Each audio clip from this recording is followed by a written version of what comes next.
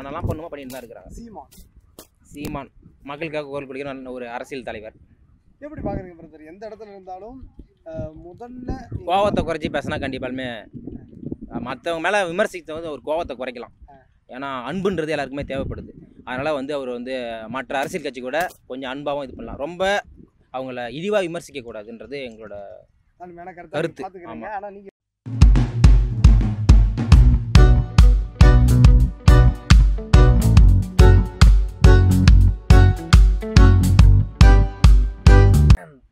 நீங்கள் சொல்லுங்க பிரதர். 2026 வந்து ஒரு சைடு வந்து திமுக அதிமுக போன்ற ஏற்கனவே அரசியல் பண்ண அனுபவம் உள்ள கட்சிகள் இருக்குது. இன்னொரு சைடு வந்து மக்களுக்கு புதுசாக நம்ம நல்லது பண்ண போகிறோங்கிற தமிழக வெற்றி கழகம், நாம் தமிழர் கட்சி போன்ற கட்சிகள்லாம் இருக்குது. இதில் எது சரியாக இருக்கும், எது வந்தால் தமிழ்நாட்டுக்கு நல்லது நினைக்கிறேன்? 2026 டிஎம்கே வந்தால் நல்லாயிருக்கும். இப்போதைக்கு அவங்களோட அரசியல் வந்து நல்லா ஸ்ட்ராங்காக இருக்குது. அவங்களோட திட்டங்கள் நல்லாயிருக்கு. அரசியல் வேலை ஈடுபாடு நல்லாயிருக்கு. அரசு நல்லா இயங்கிட்டு இருக்குன்னு சொல்லலாம். இல்லை, நீங்கள் இப்போ பார்க்குறீங்க, ஆசிரியர் போராடுறாங்க, செவிலியர் போராடுறாங்க, எல்லாருமே போராட்ட இருக்கிற இடத்துல தான் திமுக வச்சுருக்குது இல்லைங்களா? அப்படி இருந்தும் குறிப்பாக வந்து நம்ம வந்து இந்த நீட்டை இன்னும் ஒழிக்கலை, இந்த மாதிரி இவ்வளோ பிரச்சனைகள் இருக்குது, மக்கள் எல்லாம் போராடுற நிலைமை இருக்குது. திரும்ப நீ திமுகன்னு சொல்கிறதுக்கு என்ன பிரதர் காரணம்? அதாவது பிரச்சனைகளை வந்து 100% சரி பண்ண முடியாது. சின்ன சின்ன பிரச்சனைகள் வரதான் செய்யும். அதாவது அத்தியாவசிய பிரச்சனை வந்து மக்களை வந்து இயல்பான மக்கள் வந்து இயல்பாக கொண்டு போகிறதுக்கு வந்து ஒரு எல்லா பக்கமும் எல்லா பிரச்சனையும் இருக்குது. மக்கள் வந்து இயல்பாக இருக்கிறாங்களா, அத்தியாவசியத்துக்கு பிரச்சனை ஏற்படுதான்றது தான் நம்மளுக்கு பிரச்சனை. ஒரு அத்தியாவசியமாக மக்கள் வந்து நார்மலாக போயிட்டு இருக்காங்கனாக்கா அது வந்து அரசு நல்லா தான் இருக்குன்னு அர்த்தம்.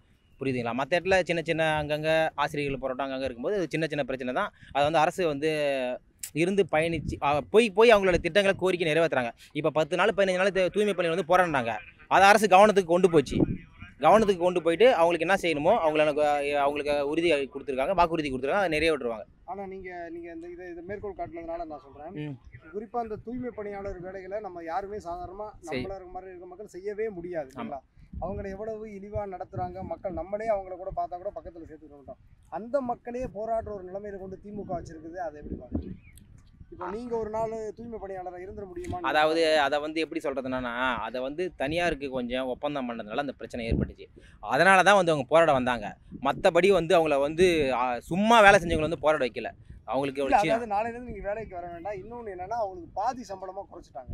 இல்லை, நான் இப்போ கேட்குறேன், இப்போ நீங்களும் நானும் ஒரு நாள் தூய்மை பணியாளராக இருந்துட முடியுமான்னு நினச்சி பாருங்களேன். கஷ்டமாக தான் இருக்கும். கஷ்டமாக இல்லை, நீங்கள் நினச்சி பாருங்கள். அவங்க சொல்லும்போது நம்ம அந்த வழியை நம்மளால் உணர முடியலை. அந்த மக்கள் போராடுற நிலைமையில வச்சிருக்காங்களே, அதை எப்படி பார்க்குறீங்க? இந்த மாதிரி விஷயங்கள்ல ஏன் திமுக இன்னும் கவனம் செலுத்தாமல் இருக்குதுன்னு இந்த மாதிரி விஷயத்துக்கு வந்து திமுக வந்து கவனம் செலுத்தணும்னு தான் நானும் நினைக்கிறேன். மக்களுக்கு வந்து கண்டிப்பாலுமே கிடைக்கும், பேசியிருப்பாங்க, கண்டிப்பாலுமே இறங்கி வேலை செய்யும். காலங்களில் இந்த மாதிரி போராட்டங்கள் நடக்காமல் இருக்கும். நம்பலாம். நீங்கள் எப்படி பிரதர் பார்க்குறீங்க விஜயோட அரசியல் வருகை?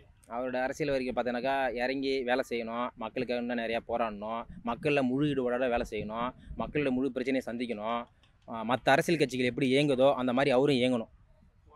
புரியுதுங்களா? இப்போ 2 வருஷமாக தான் வந்து எல்லாத்துக்கும் ஒரு குரல் கொடுத்துட்ருக்காரு.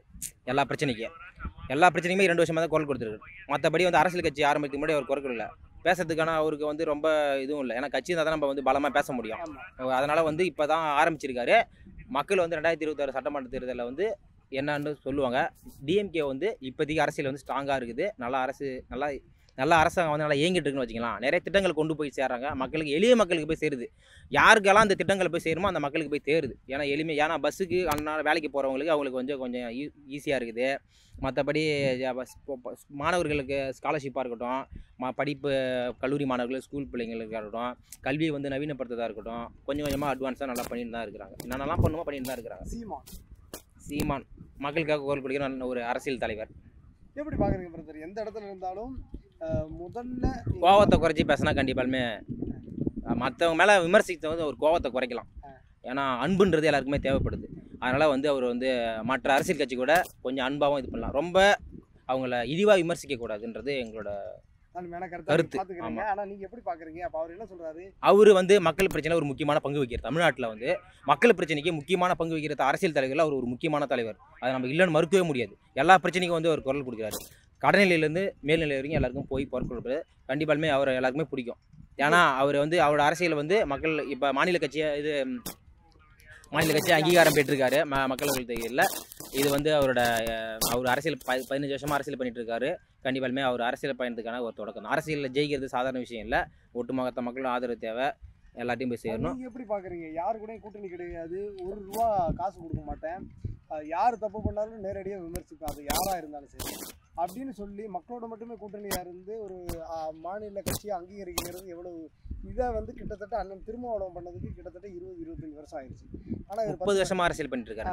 பண்ணிக்கிட்டு இருக்காரு. அவர் 30 வருஷம் பண்ணிட்டு இருக்காரு. மருத்துவர் ஐயா ஒரு 40 வருஷமா அரசியல் பண்ணிட்டு இருக்காரு. அரசியல் இதில் முழு ஈடுபாடு பண்ணிட்டு இருக்காங்க. சீமான் எப்படி பார்க்குறீங்க? அவரை வந்து வரவேற்கிறோம். அவர் பண்ணுறது நல்லா தான் இருக்குது. அதை தான் சொல்கிறேன்னா, மக்கள் ஓட்டே போட மாட்டேங்கிறாங்க. மக்கள் ஓட்டு போடாமலே அவர் 35 லட்சம் ஓட்டு வாங்கினாரு.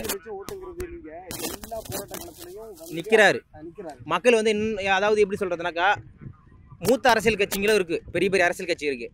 புரியுதுங்களா? 75 வருஷம் இப்போ எதிர்கட்சியாக இருக்கிற போராட வேண்டிய இடத்துல போய் சீமான் போராடுறாங்க. டீச்சர்ஸ் போராட்டம்னா திமுக ஆட்சி பண்ணால் அதிமுக போய் போராடும், அதிமுக பண்ணால் திமுக போராடும். ஆனால் இங்கே வந்து இவங்க 2 பேருக்கு முன்னாடி சீமான் போய் எதிர்கட்சியாக வந்து அந்த மக்கள் அரசியல் வந்து அவர் அரசியல் ஈடுபாடை வந்து ரொம்ப வேகமாக செய்கிறாரு, ரொம்ப விரைவாக செய்கிறாரு. டக்குன்னு ஒரு பிரச்சனை வேகமாக அது அவரோட அரசியல் வேலை ஈடுபாடு வந்து ரொம்ப வேகமாக இருக்குது. மற்ற அரசியல் கட்சியை ஃபாலோ பண்ணும்போது அவரும் கண்டிப்பாலுமே அதில் நல்ல அரசியல் தலைவர் தான் சொல்லலாம். ஒருவேளை 2026 சீமான் முதல்வராக இருந்தால் எப்படி இருக்கும்?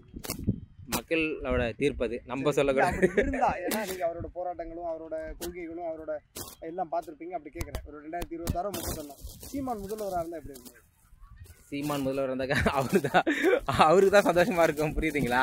எல்லாரையும் நம்ம எல்லாரும் முதல்ல நம்ம வர இருக்கணும். அந்த வாய்ப்பு கொடுக்கலாம்னு நினைக்கிறீங்களா அவருக்கா? எல்லாருமே இங்கே பாருங்க, நம்ம ஒரு ஆள் ஓடல வாய்ப்பு மக்கள் கொடுப்பாங்க. இப்போ நான் வந்து அவர் வரலான்றதுல மக்கள் முடிப்பானா நம்ம ஏற்றிருப்போம். அவ்வளோதான். ஓகேங்களா?